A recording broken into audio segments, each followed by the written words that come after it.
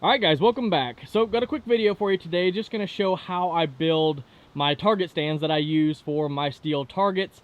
And I was actually asked by a viewer quite some time ago to do a video showing how I did it when I built my next ones, but of course I forgot to do it, and I posted a picture on Instagram, and that's when I was reminded that I was supposed to do a video about it. But I'm going to go ahead and just show you guys how I do it, some of the measurements that I take, things like that, so you guys got a general idea on how I make these stands. But these two right here in front of us are the new ones, of course, and then these on the outside, as you can see, have seen better days. They are pretty old. That one there actually broke the other day when I was out here shooting, so I was definitely needing to build some new ones, and these were way overdue. That's why they're broken, and I'll show you some other reasons why you don't want to let them go this far before you make new ones. And the good thing about doing these wooden stands like this is it doesn't cost all that much at all.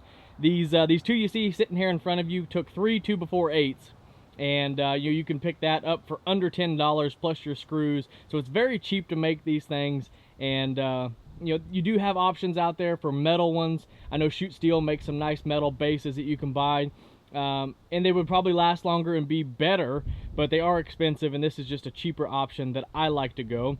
But as you can see down here, I start with the base, and what I do is I cut 4 2-foot pieces of 2x4, and that's what I make my base out of. And I use 2 of them on the outsides and then put the 2 on the outer edges on the inside. That way it gives the base a little longer front to back. That way when you hit the plates and it rocks forward and backward, you have a little bit more going front to back than you do side to side, because that's where most of your rocking and beating is going to take. So I just screw them all together like that, and then I put one of the cross braces right in the center. If you can see those marks right there in the center, those black marks, I just mark the center and evenly space those 2 cross pieces going across. I put the first one in, and then I screw my upright on, this one right here, and that is a 4-foot piece.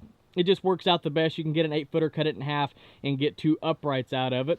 But I put the first cross brace in, screw the upright to it right in the center, and then kind of sandwich it together with the second cross piece. That way when you hit the plate and it's rocking back and forth, it does have support on each side. And that's how I build my bases. And of course your upright is just a standard 2x4, and I use that with these hooks right here. These are from shootsteel.com, and they just go over the top of a 2x4. And I'll go ahead and take this thing off so you guys can see. Maybe if I can do it one-handed like that. So as you can see right here, it just slips over the top of a 2x4. So we'll just go ahead and we'll slip this thing down over top of it, just like that. And that's what holds the plate on your upright. Now you can probably do this different ways. I'll leave a link down below to shootsteel.com, and you guys can see these different hangers and all that stuff. And it really does make it easy. Like you said, you can make 2 targets, just slip it onto the next one, or take it off if you want to take it home with you, if you don't have a range that you keep all your stuff out at. It really is handy. Has the built-in springs, so that way when you hit it, it does have some movement to it, so you don't get your ricochets and stuff like that. So it really is a nice setup. And again, I'll leave a link down below to shootsteel.com so you guys can check all this stuff out. But that is how I build my target stand. So if anybody was curious how to build one of these, at least a way you can do it cheap, this is an excellent way, very low cost, and they do last quite a while, unless you don't do very good and you end up getting holes in it like this when you miss the miss the plates. But right here is another reason why you don't want to skip out on let me grab this real quick. Skip out on redoing your plates. If you can see that right there. See those bullet impacts? And these things are cut on an angle. Let me show you on this one. See how they're cut on an angle so they stay behind the plates even if they're rounded? And they did it that way so you don't get bullet impacts. But when you let the things go for a while, as you can see, that one's leaning forward because the 2x4s are getting old and it's starting to fall forward, and you're going to get your spalling and stuff on the base like that. When they start leaning forward, that's when it exposes these tops, and then you end up shooting them. So when they start getting weak and start getting old, go ahead and replace them. Like I said, it's very cheap to do, and it'll save your save your more expensive hangers. But anyhow, guys, just wanted to make this quick video since I did have a viewer request for me to show how I make these things.